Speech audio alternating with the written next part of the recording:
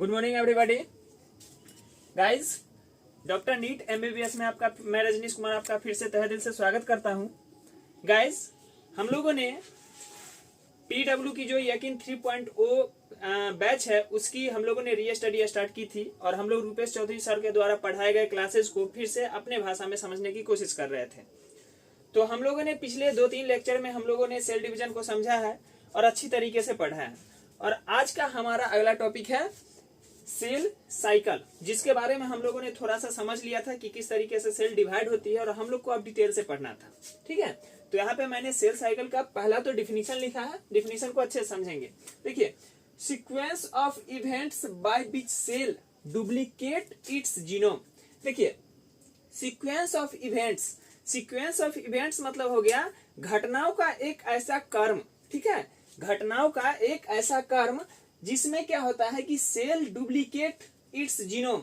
Cell जो है अपने जीनोम को, जीनोम में जनरली हम किसको कहेंगे, डीएनए। क्योंकि डीएनए जो है एक ऐसा पार्ट है हमारे सेल का जो कि पीढ़ी दर पीढ़ी नेक्स्ट जनरेशन में ट्रांसफर होते रहता है। तो सेल जो है जब अपने जीनोम को क्या करती है, डुप्लीकेट करती है, बांटती है, और साथ ही साथ अदर जो कॉन्स्टिट्यूएंट ऑफ सेल है, यानी कि जिसे हम लोग सेल ऑर्गेनेल्स कहते हैं। याद कीजिए, मैंने आपको कल की क्लासेस में बताया था, डीएनए जो कि न्यूक्लियस में होती है और उसके बाद साइटोप्लाज्म में होता है सेल ऑर्गेनेल्स जो कि डुप्लीकेट होती है।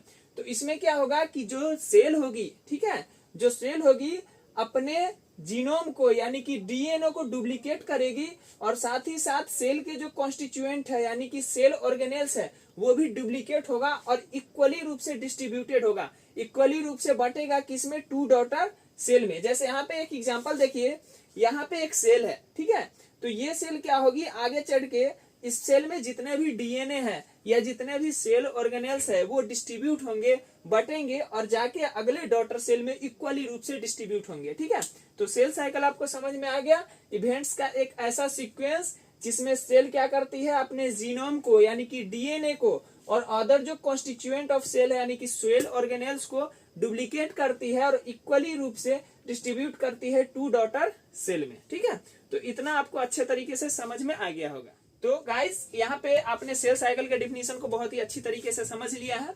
अब देखिए, यहाँ पे कुछ पॉइंट्स है जो कि हम समझने की कोशिश करेंगे। पहला पॉइंट है डीएनए रेप्लिकेशन। कल की क्लासेस में मैंने आपको बताया था कि डीएनए रेप्लिकेट करती है, डीएनए एक डीएनए 2 डीएनए में कन्वर्ट होती है। तो ये किस फेज में कन्वर्ट होती है ये आप रिप्लाई करेंगे। ऐसे मैं बता देता हूँ, डीएनए रेप्लिकेशन किस फेज में करती है, तो डीएनए रेप्लिकेशन एस फेज में करती है। ठीक है, डीएनए रेप्लिकेशन किस फेज में करेगी, एस फेज में। दूसरा है सेल ग्रोथ।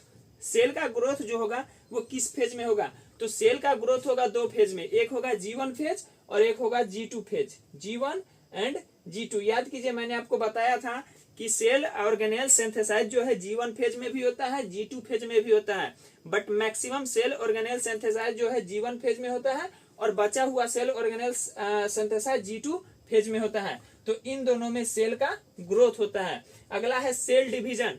सेल डिवीजन किस फेज में होता है, तो सेल का डिवीजन एम फेज में होता है। सेल का डिवीजन किस फेज में होगा, एम फेज में। ठीक है, यहाँ पे देखिए, ध्यान रखिएगा, जो मैंने आपको बताया था कि ये जो यहाँ से लेके यहाँ तक का जो फेज है, ये फेज, ठीक है, इसको हम लोग कहेंगे इंटरफेज। ठीक है, कल की क्लासेस में मैंने आपको बताया था, इसे हम लोग कहेंगे इंटरफेज, जिसमें कि सेल के अंदर के जो सेल ऑर्गेनेल्स है या डीएनए है वो डुप्लीकेट होगा बट वो डिवाइड नहीं होंगी। तो इनको हम नॉन डिवाइडिंग फेज भी कहते हैं। इसे हम क्या कहेंगे, non dividing phase, non dividing phase.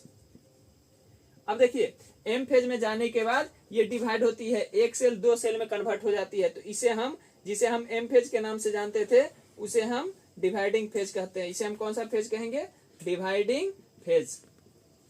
Dividing phase क्यों कहेंगे, क्योंकि ये डिवाइड हो रहा है, 1 से 2 बन रहा है। ठीक है, अगला है कंट्रोल। अब इसको कंट्रोल कौन करेगा, यहाँ पे 1 सेल 2 सेल में जो कन्वर्ट हुई, इसमें डीएनए रेप्लिकेट हुए, सेल ऑर्गेनेल सिंथेसाइज हुआ, इसको कंट्रोल कौन करेगी, तो इसको कंट्रोल करने का काम करती है जीन। इसको कौन कंट्रोल करेगा, जीन करेगा।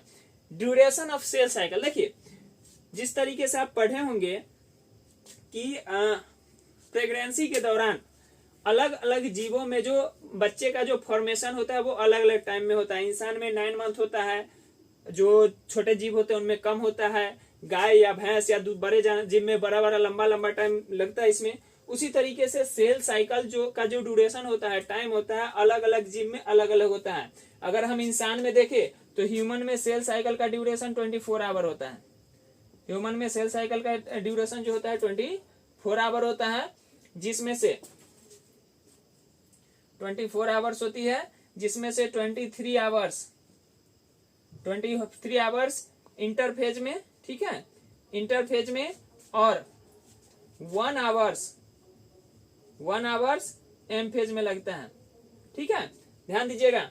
Cell duration of cell cycle human में चूंकि हर एक जीव में अलग अलग होता है, तो इंसान में सेल साइकिल का जो ड्यूरेशन होता है 24 घंटे होते हैं, जिसमें से 23 घंटे इंटरफेज में सेल जो है जाता है और 1 घंटे वो एम फेज में जाता है। उसी तरीके से अगर हम ईस्ट में देखें, ठीक है, ईस्ट जो कि एक फंगी है, इसमें 90 मिनट्स यानी कि 1.5 घंटे, इसमें सेल साइकिल का जो ड्यूरेशन है वो कितना है, 90 मिनट्स है। ठीक है, तो यहाँ पे मैंने 2 एग्जांपल के जरिए आपको समझाने की कोशिश की कि किस तरीके से सेल अलग अलग ऑर्गेनिज्म में सेल साइकिल का जो ड्यूरेशन है वो अलग अलग होता है। अब देखिए यहाँ पे जो मैं फिगर बनाया हूँ, इस फिगर के समझने की कोशिश करते हैं।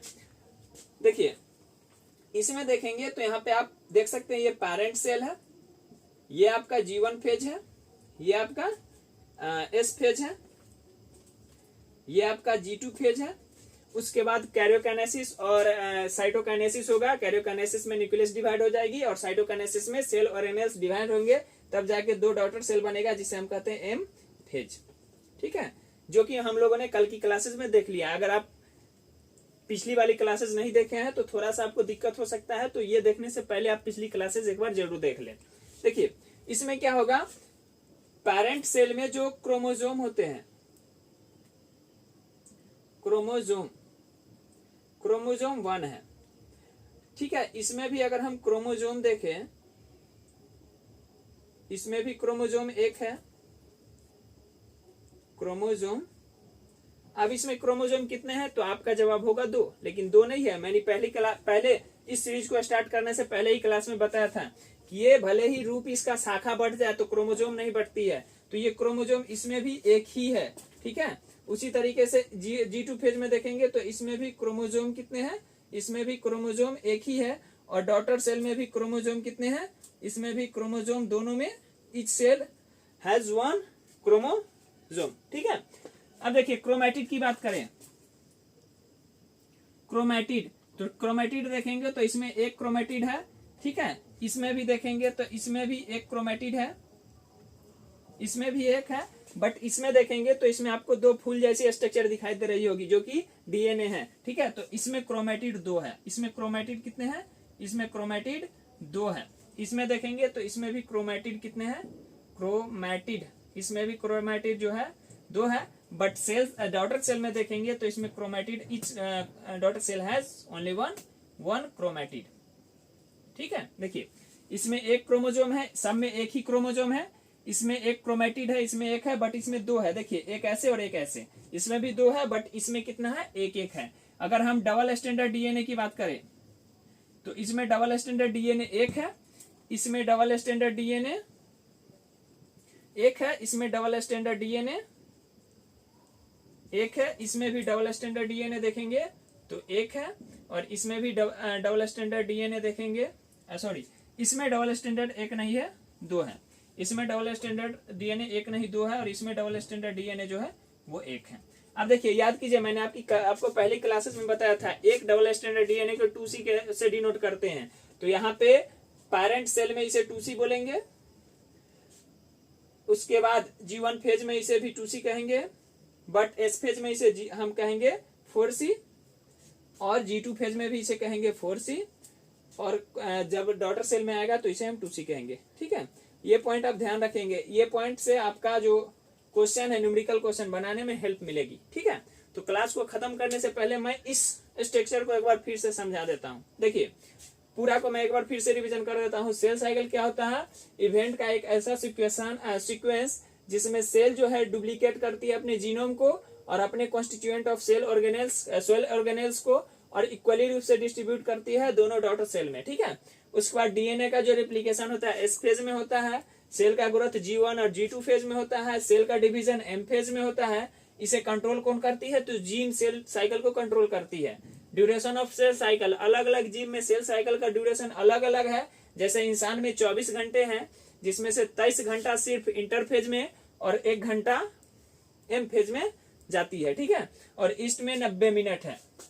उसके बाद मैंने आपको ये बताया था कि parent cell G1 phase, S phase और G2 फेज, इसमें सेल का डिवीजन नहीं होता है, इसीलिए इसको नॉन डिवाइडिंग सेल कहते हैं।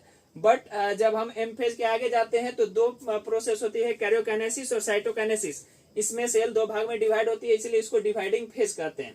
उसके बाद मैंने आपको ये बताया कि पेरेंट सेल में क्रोमोजोम 1 है, क्रोमेटिड 1 है, डबल स्टैंडर्ड डीएनए है, इसीलिए इसको 2C बोले।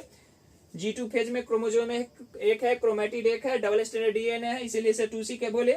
बट जैसे ही एस फेज में आया तो क्रोमोजोम 1 है बट क्रोमेटिड 2 है, डबल स्टैंडर्ड डीएनए भी 2 है, इसीलिए इसे हम 4C बोले।